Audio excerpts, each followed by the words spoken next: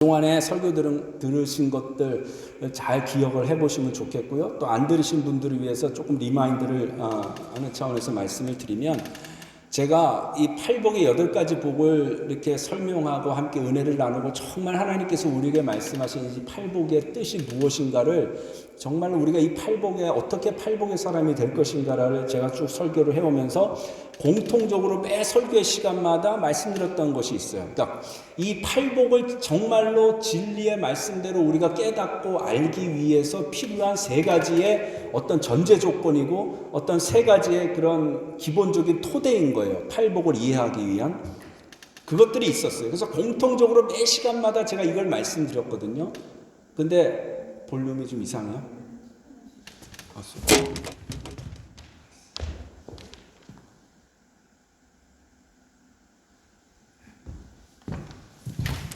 말씀을 드렸어요. 첫 번째가 뭐냐면요, 팔복의 특성이 뭔가를 우리가 올바로 알아야 된다, 이 말씀을 드렸어요. 그래서 그것은 우리가 기존에 가지고 있던 우리 스스로 생긴 것이든 아니면 다른 설교를 통해서 들은 것이든 있던 것이 있는데, 우리가 가지고 있는 선입견이나 잘못된 오해 같은 생각이 있다라는 것이에요. 그게 뭐냐면, 예를 들면 심령이 가난한 자 이렇게 얘기했을 때 이 심령이 가난하다는 말은 무엇이냐?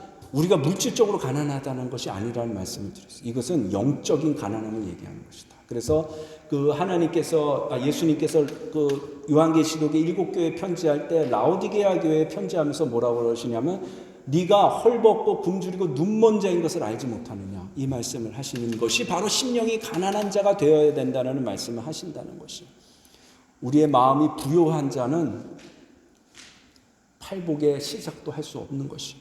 이 팔복의 시작은 무엇으로 시작하는가? 심령이 가난한 것인데, 이 심령이 가난한 것은 뭐냐? 우리가 영적인 곰핍한 상태, 우리가 영적으로 아무것도 아닌 상태에 있다라는 눈을 뜨게 되는 것, 그것이 심령의 가난함이라고 말씀드렸어요.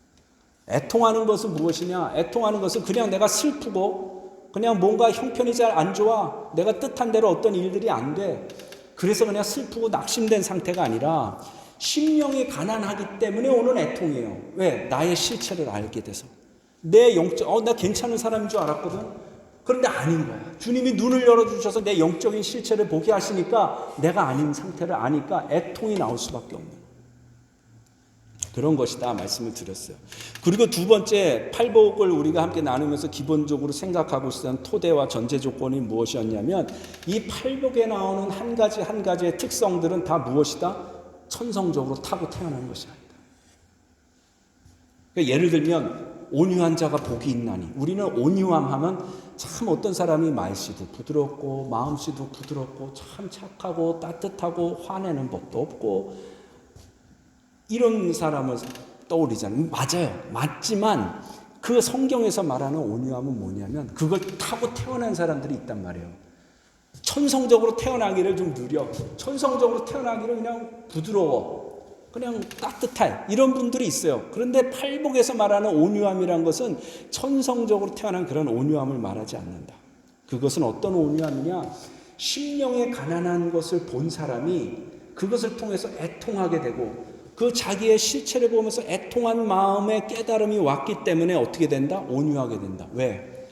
내가 내 실체를 보니까, 이 사람을 봐도 내가 저 사람한테 그전에는 내 실체를 모르니까 내 것을 주장하고 내가 옳다라고 말하고 이랬었는데, 내 실체를 알게 된 거야. 그러니까 내가 이 사람에 대해서 뭘 주장할 것도 없고 내가 옳다라고 할 것도 없고, 내가 이 사람한테 우월하다고 생각했던 그 생각이 싹 없어지고 마는 거예요. 그러니까 내가 어떻게 되겠어요? 온유해질 수밖에 없어요. 왜? 저 사람이랑 나는 우월할 게 하나도 없는 걸 깨닫기 때문에. 그래서 온유해지는 것, 그래서 다른 사람에 대한 나의 태도가 변화되는 것, 그것이 팔복이 말하는 온유함이라는 것이. 세 번째 팔복의 전제 조건은 뭐냐? 이 8가지의 복들이 있잖아요. 심령이 가난함, 애통함, 온유하면서 마지막에 핍박받는 것까지, 그 8개의 복들은 다 각기 독립적이고 따로 노는 게 아니다라는 것이에요. 이것들은 다 서로 연관되어 있고요. 내가 정말 거듭난 참 그리스도인이라면 이 팔복의 특성들이 다 나에게서 나타나야 돼요. 점진적으로. 그 얘기는 무슨 얘기냐? 오늘도 이제 설교 말씀 때 제가 나누겠지만, 참 긍휼한 사람이 있어. 그쵸? 참 저 사람 마음이 따뜻해. 동정심이 많은 사람이 있어. 근데 그 사람의 동정심과 그 다른 사람들을 생각하는 따뜻한 마음이 심령의 가난함에서부터 출발해서 올라온 것이 아니라면 그거는 성경이 말하는 긍휼이 아니라는 거예요. 왜? 팔복은 다 연관돼 있기 때문에. 그래서 어떤 사람은 그리스도인인데 저 사람은 참 온유해. 근데 어떤 사람은 그리스도인데 저 사람은 참 마음이 청결해. 이런 게 아니라 참 그리스도인에게서는 시차를 두고 점진적으로 시간이 걸리기는 하지만 심령의 가난함, 애통함, 온유함, 긍휼함, 마음의 청결함, 화평케함, 의로 인해 핍박받는 것을 감당하는 것, 이 모든 게 그리스도인 안에서는 다 나타나게 된다. 그래서 이제 오늘 우리가 긍휼에 대한 말씀을 나눌 때도 이 세 가지의 토대 위에서 잘 기억하시고 들으시면 좋겠어요. 오늘 나누게 될 긍휼의 복 역시 그렇다면 우리의 선입견과 오해가 있어요. 긍휼이 뭔가? 그러니까 일반적으로 우리가 긍휼히 여긴다고 하면 다른 사람을 불쌍하게 생각하는 거. 그래서 만약에 여기 가난한 사람이 있어. 여기 정말 힘도 없고 보잘것없는 사람이 있어. 그러면 그 사람을 도와주고 싶고 그 사람을 어떻게든 이렇게 위로해주고 싶고 그 사람이 어떻게 해서든지 필요를 채워주고 싶은 그런 마음이 드는 그 착한 마음. 이게 긍휼한 마음인 것이. 그렇죠? 그런 긍휼한 마음을 가진 사람들이 되시기를 여러분 내가 축복합니다. 그래서 이렇게 이제 고속도로 이런데 이제 길 이렇게 나오다 보면 그 홈리스 같은 사람들, 구걸하는 사람들 있잖아요. 그러면 꼭 자동차 문을 내리고 지갑을 열어서 이렇게 얼마씩 이렇게 주는 분들이 있어요. 참 긍휼한 사람이죠. 그냥 지나가지 않고 그런 사람들한테 그렇게 돈을 주고 가는 사람들이 있어요. 저는 줄 때도 있고 안 줄 때도 있어요. 근데 우리 아내가 옛날에 한국에 있을 때 저는 좀 그걸 이상하다고 생각했는데 차를 타고 뭐를 사러 가다가 그 한국에는요, 그 할아버지 할머니 가난하신 분들이 그 빈 박스 있잖아요. 그거를 폐지를 리아카에다가 다 집집마다 다니면서 모아서 그거를 고물상에 갖다 이렇게 팔아서 그거 몇 푼 안 되거든요. 한 리아카 가서 가져가도 1,000원도 안 줘요. 그거 팔아서 생계를 이렇게 이어가는 할아버지 할머니들이 있는데 우리 아내가 어느 날 와서 그런 거예요. 자기가 차 타고 뭐 사러 가는데 할아버지가 리아카에다 한가득 그 박스를 낑낑 매면서 가더라고요. 그래서 그게 너무 할아버지한테 막 뭉클한 마음이 들어서 저렇게 차를 타고 가다가 서가지고 후진을 해가지고 다시 가서 문을 열고 자기가 뭘 사러 갈 때 딱 지갑에다 3만 원을 넣고 갔는데 그 지갑을 다 털어보니까 3만 원밖에 없더래요. 그래서 그 3만 원을 다 드리고 다시 집에로 온 거야. 돈을 가지러. 그러면서 3만 원 많이 드렸네. 내가 이랬더니 우리 아내가 지갑에 3만 원밖에 없었어. 이러는 거야. 그러니까 더 없었던 걸 막 되게 안타까워 했었던 적이 있어요. 근데 우리 아내의 외할머니가 그런 분이셨어요. 그냥 다 퍼줘. 그 집은 좀 부잣집이기도 했지만 하여튼 있는 대로 다 주는 거예요. 그래서 제가 우리 아내를 보면서 야, 핏줄은 하여튼 타고 태어나면 어쩔 수 없다. 이런 생각을 제가 한 적이 있어요. 그런데 앞서 말씀드린 것처럼요, 팔복의 하나로 말씀하시는 이 긍휼이라는 것은요, 천성적으로 타고 태어난 그런 착한 마음, 동정심 이것을 말하지는 않아요. 만약에 긍휼이라는 것이 천성적으로 타고 태어났어 내가. 나는 그런 사람이야. 난 너무 동정심이 많은 사람이야. 그런데 타고 태어났다면 그렇지 않은 사람도 있을 거 아니에요. 그렇죠? 좀 덜한 사람도 있을 거 아니에요. 그러면 만약에 팔복에서 말하는 긍휼이 천성적으로 타고 태어난 동정심과 남을 불쌍히 여기는 마음이라고 만약에 한다면 그러면 태어날 때부터 복 받을 사람이 있고 태어날 때부터 복을 받지 못할 사람으로 하나님이 정해 놓으셨다라는 말이 되잖아요. 그렇죠? 그렇다면 이것은 성경적인 가르침일 수가 없어요. 그리고 하나님이 사람들을 부당하게 대우하시거나 부당하게 창조하신 결과라고 우리는 말할 수밖에 없게 돼요. 그래서 우리가 아는 것은 뭐냐면 우리가 누군가를 긍휼히 여긴다라고 하는 것은 단지 누가 불쌍하고 단지 누가 가여워서 그 사람을 도와주고 뭐 돈을 주고 먹을 것을 주는 이런 것이 아니라는 것이에요. 그러면 성경이 말하는 긍휼이란 것은 무엇이냐? 그것보다 훨씬 더 깊은 의미가 있는 것이에요. 성경이 말하는 긍휼은 무엇이냐면 다른 사람을 용서하는 것이에요. 남을 긍휼히 여긴다고 했을 때 그 긍휼히 여긴 사람은 어떤 사람이냐면요, 다른 사람의 죄와 잘못과 실수와 허물을 용서하는 사람인 거죠.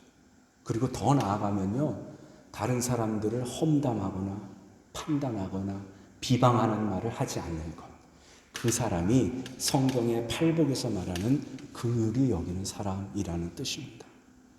긍휼은요, 하나님을 우리가 여러 가지로 표현해요. 하나님의 성품을.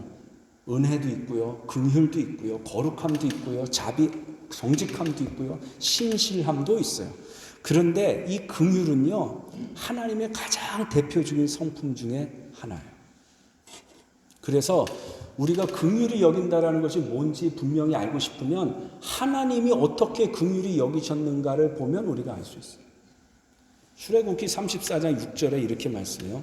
여호와께서 그의 앞으로 지나시며 선포하시되 여호와라 여호와라 자비롭고 은혜롭고 노하기를 더디하고 인자와 진실이 많은 하나님이라.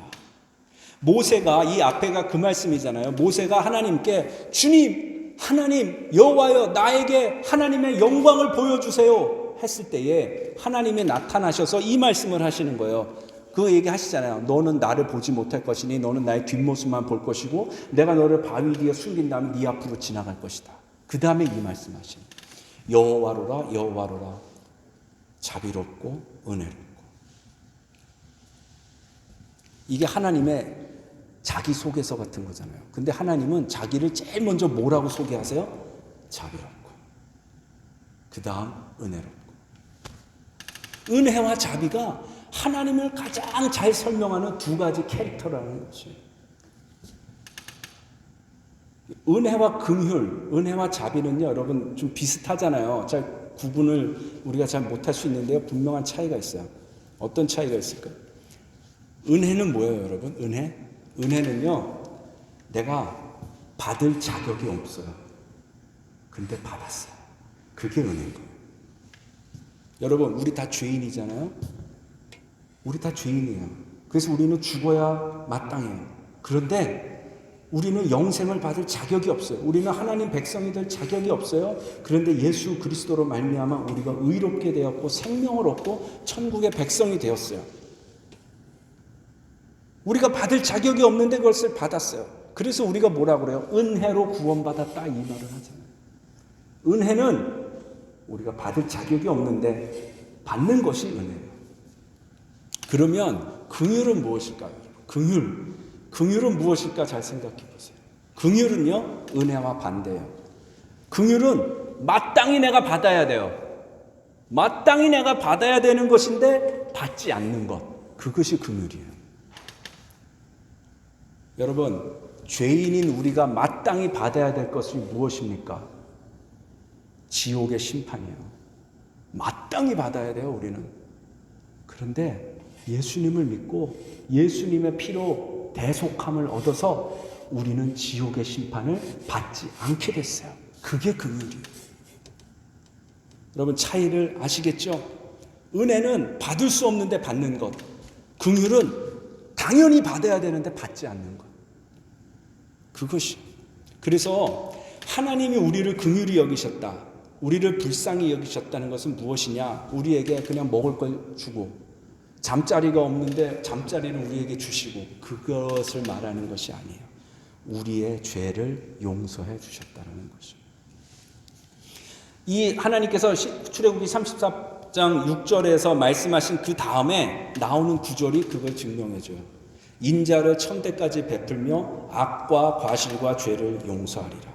하나님이 자비를 어떻게 설명하고 계시냐면 34장 7절에 과실과 죄를 용서하는 것, 이게 자비다, 나는 그런 하나님이다, 이렇게 말씀하고 계시는 거예요.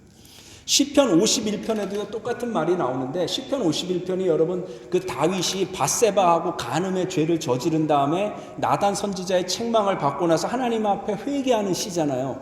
그 회개하는 시편 51편 1절에서 다윗이 이렇게 말해요. 하나님이여 주의 인자를 따라 내게 은혜를 베푸시며, 그 다음에 뭐라 그래요? 주의 많은 긍휼을 따라 내 죄악을 지워주소서.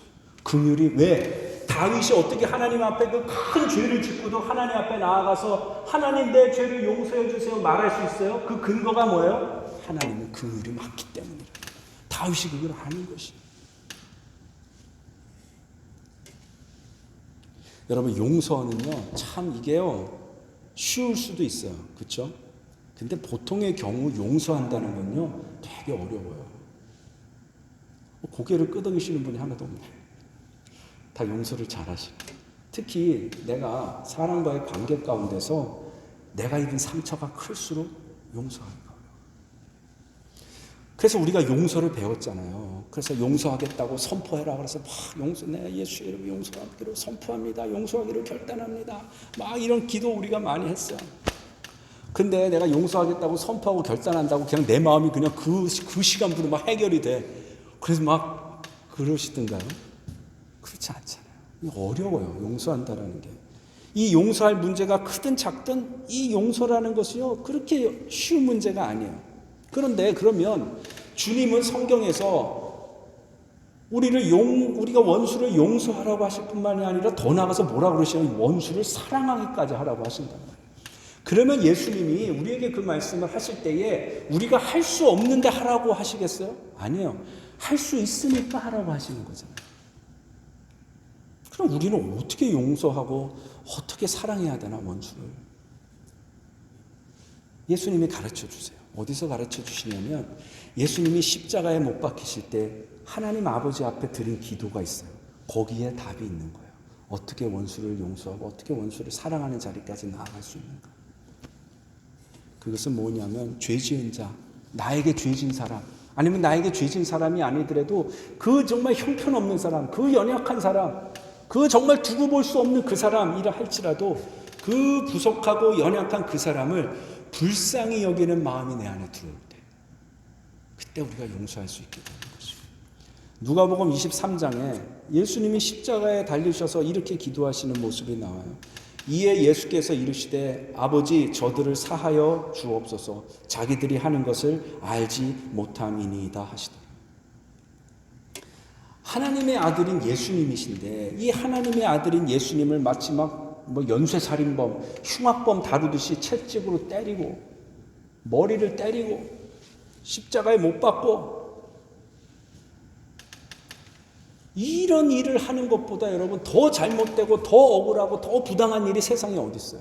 없잖아요. 우리가 이런 일을 당한다고 생각해 보세요. 조금만 부당한 일을 내가 부당한 대접을 조금만 억울한 대접을 받았다고 생각해 보세요. 우리는 얼마나 발끈합니까? 그러면서 막 삿대질을 하고 대들고 어떻게 그럴 수가 있냐고 우리는 그럴지 모르겠어요. 그런데 예수님은 그 부당하고 억울한 일을 당하시면서 어떻게 기도하시냐면 아버지 저들을 사하여 주옵소서 자기들이 하는 것을 알지 못함이니이다. 저들이 누구예요 여러분? 예수님에게 사형 판결을 내린 대제사장들과 서기관들, 사내들인 공회원들이고 더 나아가서 누구예요? 예수님을 십자가에 못 박은 로마의 군병들이잖아요. 근데 그 사람들은 지금 자기들이 인류 역사에서 가장 끔찍하고 가장 악한 일을 하나님의 아들을 죽이는 그 일을 하고 있는데 그걸 깨닫지 못하고 있는 거예요. 자기들이 지금 무슨 일을 하고 있는지 모르는 거예요. 예수님은 그 모습을 보면서 그들이 너무나 불쌍하고 그들이 너무나 안타까우신 것이에요. 자기를 때리고 찌르고 모욕하고 침뱉은 그 사람들인데 조금의 가책도 없이 예수님의 옷을 찢어서 가지면서 낄낄거리는 자들인데 그들이 불쌍하고 왜? 저렇게 살다 지옥 가는 그 생각을 하니까 예수님이 마음이 너무 아프신 거예요. 그래서 아버지께 기도하시는 거예요. 아버지 저들을 불쌍히 여겨주세요. 지금 자기들이 무슨 짓을 하고 있는지 모르고 있잖아요. 여러분 우리가 살면서 다른 사람을 비난하고 막 정죄하고 판단하고 야 그랬대 어떻게 그럴 수가 있어 이런 일을 하는 게 우리 삶에 참 너무 많아요. 그렇죠? 왜 그렇겠어요? 그러면 우리 안에 불쌍히 여기는 마음이 없기 때문에. 우리가 성경에서 비난하지 말라고 했으니까 우리가 비난하고 싶어 하지 않아요. 그렇죠? 그 죄인 줄 아니까. 그리고 싸우지 말고 다투지 말아라 했기 때문에 우리가 다투고 싶지 않고 싸우고 싶지 않아요. 그런데 다투게 돼요. 그런데 싸우게 되는 거예요. 남편과 아내가 싸우고요. 엄마와 자식이 싸우고요. 형제끼리 싸우고요. 가정에서도 이렇게 다투는 일이 많단 말이에요. 그러니까 부부 싸움은 칼로 물베기라고 하잖아요. 얼마나 심하면 칼로 물베듯이 벨 수가 없다라는 얘기잖아요. 뭐 부부 싸움할 때 보면 막 당장 이혼할 것처럼 싸우고 뭐 사내 만에 하고 싸우고 뭐 5년 전 10년 전 그 잘못했던 거 다 기억도 안 나는데 막 그것까지 그냥 다시 불러내. 다 너 5년 전에 그랬잖아, 10년 전에 그랬잖아, 한 개도 안 변했어 이러면서. 이제 그러고 싸우면 마음이 얼마나 상합니까? 그러니까 이제 그 싸우고 나면 하나님 앞에 나아가서 기도하는 거예요. 하나님, 나 더 이상 난 살고 싶지 않다고. 이렇게 난 살 수는 없다고. 그러면서 울면서 기도하고 그래요. 내가 어떻게 저런 남편하고 20년을 30년을 살았냐고. 그런데 오늘 내가 그렇게 기도하는데요, 울면서 막 하나님 앞에 있는데 갑자기 남편이 불쌍해지고, 갑자기 아내가 불쌍해지고, 갑자기 형이 불쌍해지고, 갑자기 동생이 불쌍해지고, 남편에 대한 긍휼의 계시가 오는 거예요. 그래서 정말로 누구한테 물어봐도 남편이 1000번, 10,000번, 100번 잘못한 일이 분명한데, 근데 그렇게밖에 못하고 사는 그 남편이 하나님이 긍휼의 계시를 부어주시니까 갑자기 불쌍해지기 시작하는 거예요. 그러면서 그 남편이 용서가 돼요. 여러분, 이게요 실제 가능한 일이에요. 이게 실제 가능한지 아닌지 잘 모르시겠어요? 그럼요, 우리 아내한테 가서 예배 끝나고 물어보세요. 어떻게 긍휼의 계시를 받아서 남편을 용서했는지, 용서하는지.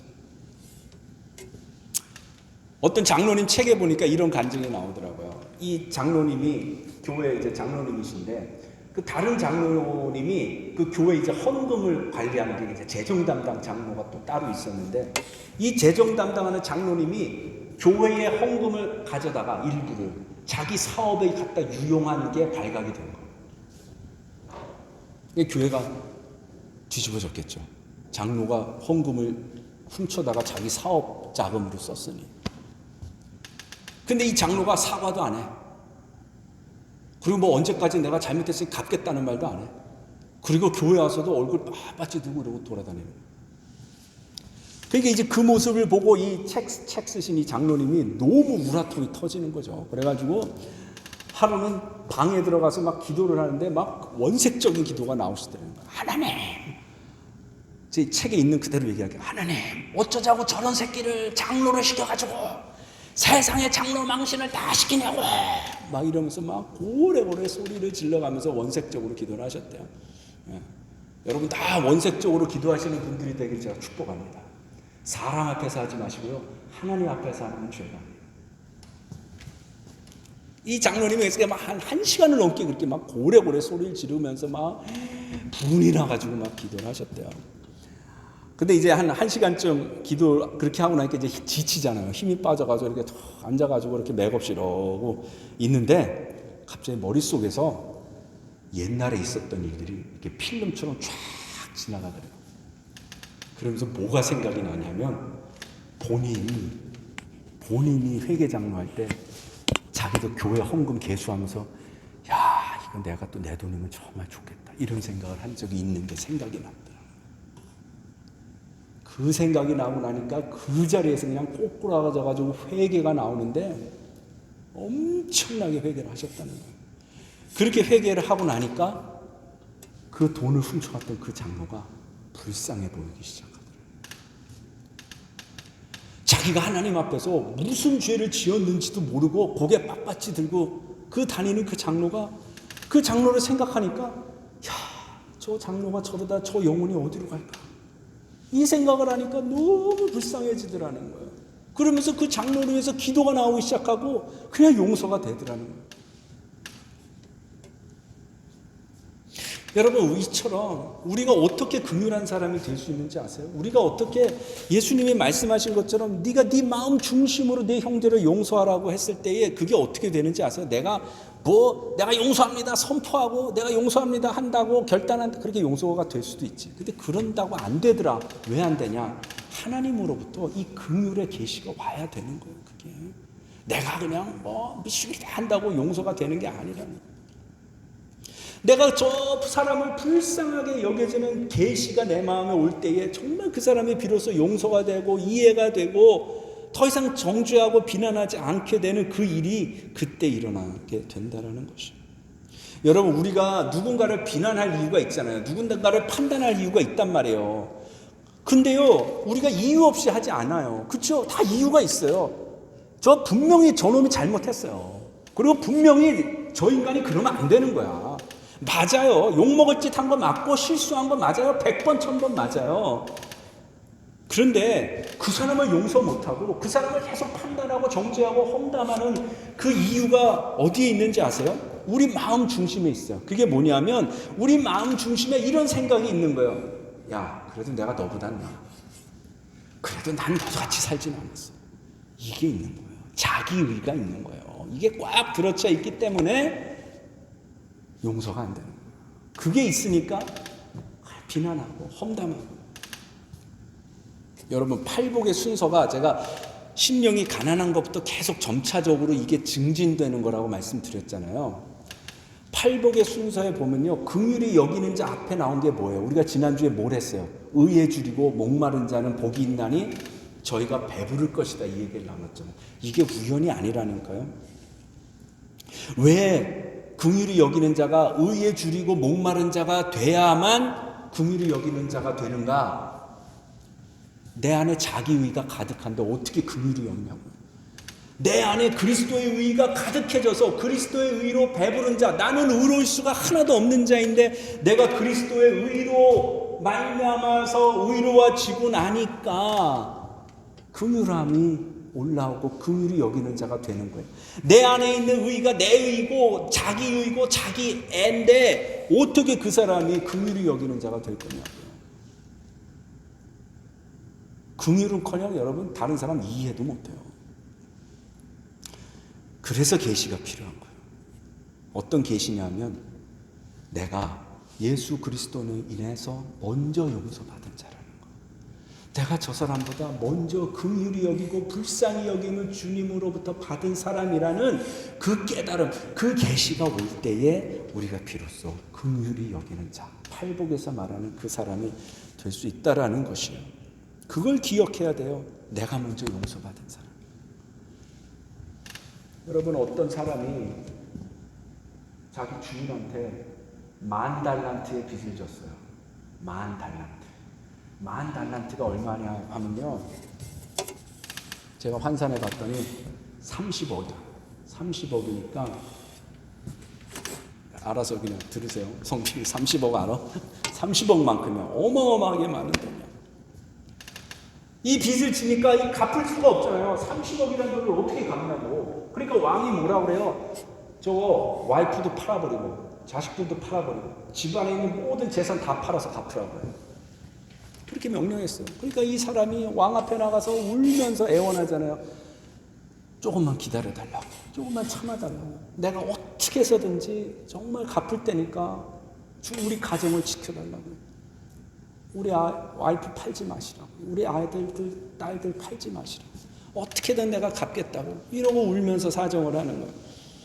그러니까 이렇게 왕이 이렇게 주인이 보니까 너무 불쌍하잖아요. 그래 알았다, 다 용서해 줄게, 30억 다 탕감해 줄게, 없는 걸로 해줄게, 돌아가라.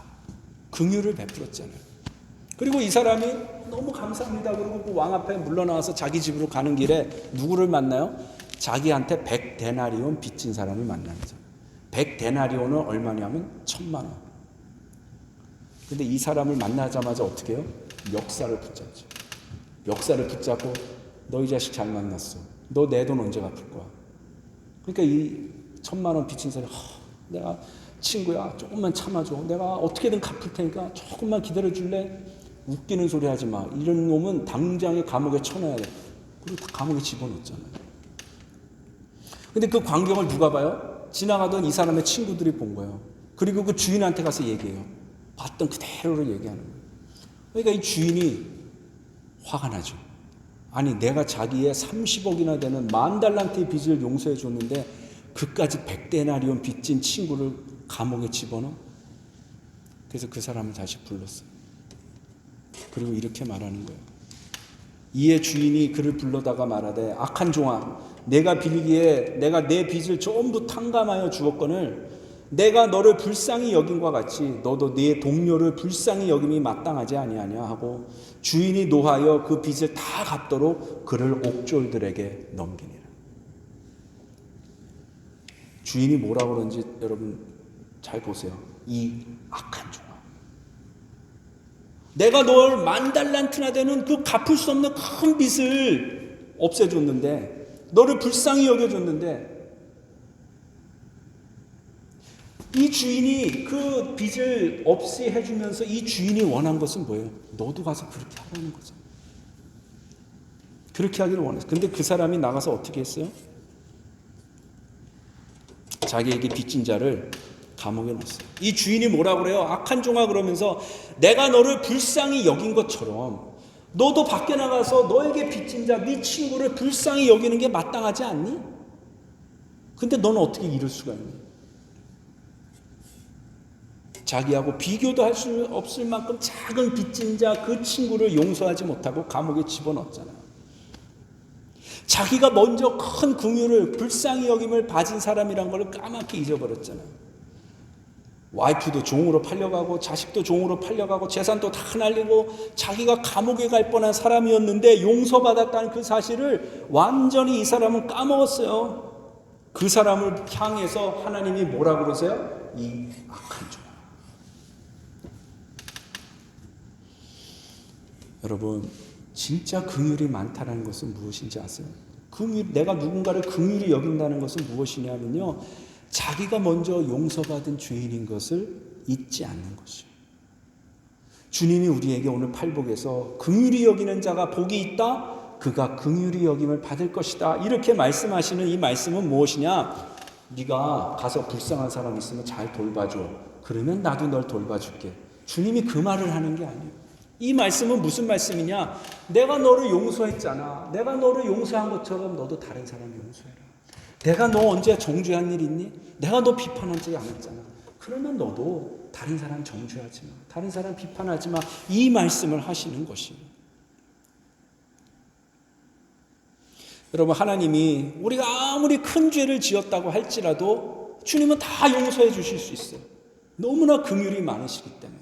그렇지만 하나님이 우리를 용서하실 수 있는 근거가 뭐예요? 예수님의 십자가잖아요. 그러면 내가 나에게 죄 지은 사람, 나에게 잘못하고 실수한 사람, 내 마음을 아프게 한 사람, 그 사람을 용서하고 불쌍히 여겨야 되는 근거는 뭐예요? 그거는 내가 먼저 용서받은 자라. 내가 먼저 불쌍히 여김을 받은 자라는 사실 때문이에요. 야고보서 2장 13절에서 야고보 사도는 이렇게 말해요. 긍휼을 행하지 아니하는 자에게는 긍휼 없는 심판이 있으리라. 긍휼은 심판을 이기고 자랑하느니라. 내가 나한테 죄 지은 자를 긍휼히 여기지 않으면요, 내가 하나님의 긍휼을 바랄 수 있는 자리에 나갈 수가 없어요. 내가 누군가를 용서하지 못하고 비난하고 정죄하고 험담하는 일이 많다면 그건 무엇인가? 내 스스로가 나는 용서받을 게 없는 사람이에요, 이렇게 말하는 거하고 똑같다라는 것이에요. 더 나아가서 난 십자가가 뭔지도 잘 몰라요, 이렇게 말하는 사람이 된다는 것이에요. 내가 받은 은혜를 기억하고 내게 잘못한 그 사람, 정말 그 나쁜 사람 맞아요. 맞는데 그 나쁜 사람을 긍휼히 여기고 불쌍히 여기게 될 때에 내게 주어지는 축복이 뭐예요? 심판을 이기고 승리하게 된다는 거죠. 여러분, 긍휼은 단지 누군가의 필요를 채워주고 가난한 사람 도와주고 먹을 것 갖다 주고 돌봐주고, 단지 그게 아니에요. 죄 가운데 있는 영혼, 죄 지은 영혼, 그 연약한 영혼, 그 부족한 영혼, 그의 지금의 그 상태를 보면서 마음 깊이 불쌍히 여기는 그것이 성경이 말하는 긍휼이에요. 마땅히 잘못했어요. 마땅히 잘못한 거 맞아요. 그렇지만 불쌍히 여겨져서 용서하는 것, 그래서 심판하지 않는 것, 그것이 긍휼히 여기는 마음이라는 것이.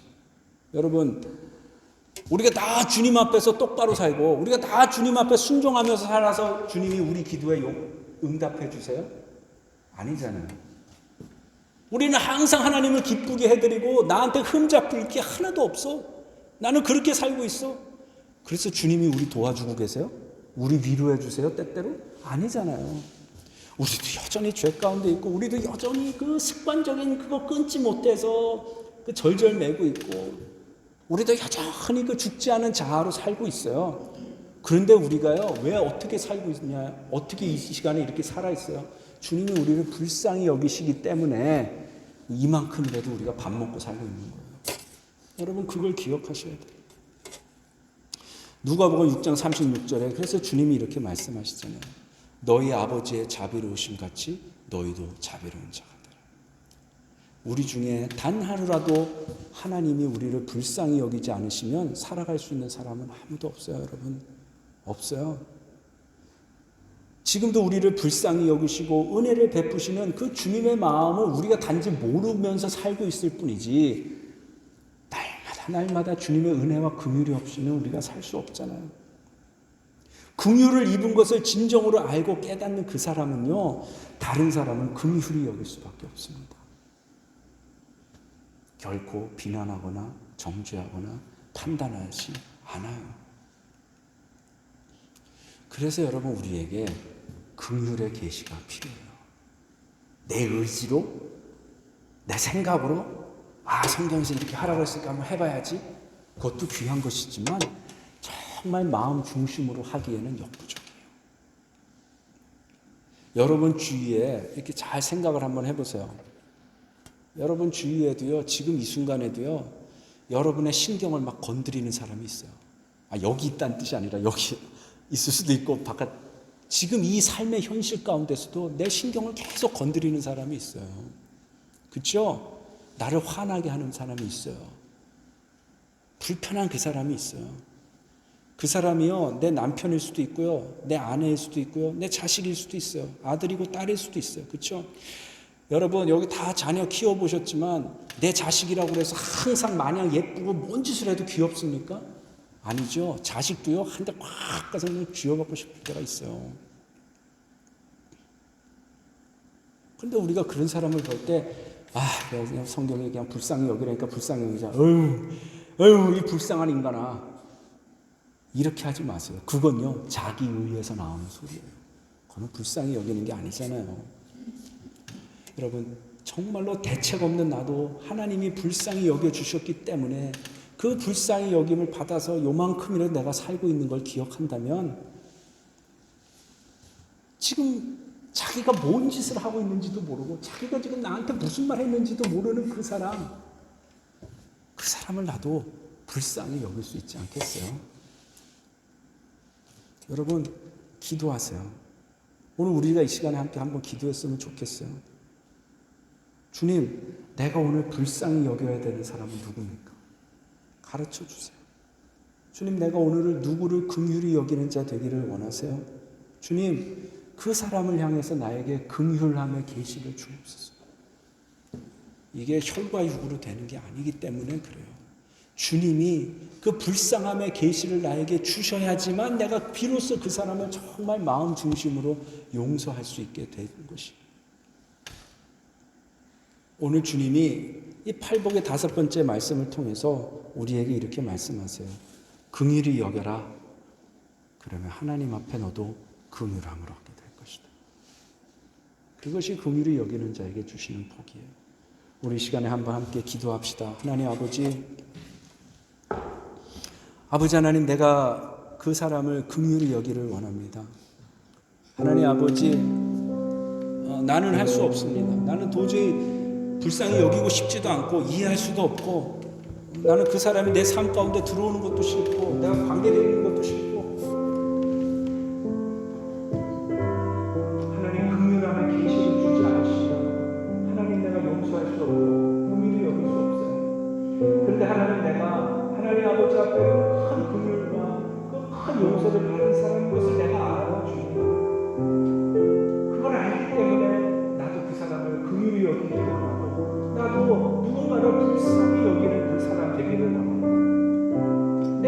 이런 것 같이 너희도 착한 사람이 되라고 주님 말씀하셨기 때문에 내가 하나님 그 말씀에 순종하기를 원합니다. 하나님 나에게 긍휼하는 계시를 주옵소서. 하나님 그 사람이 어떤 사람이 됐든 누구인지 모르지만 생각나는 사람이 혹시 있다면 하나님 내가 주님 이 사람을 불쌍히 여기는 마음을 얻기를 원합니다. 하나님 긍휼히 여기기를 원합니다. 자기가 무슨 일을 하고 있는지 알지 못하는 이 사람, 하나님 이 사람을 불쌍히 여기는 마음을 저에게 부어주시옵소서.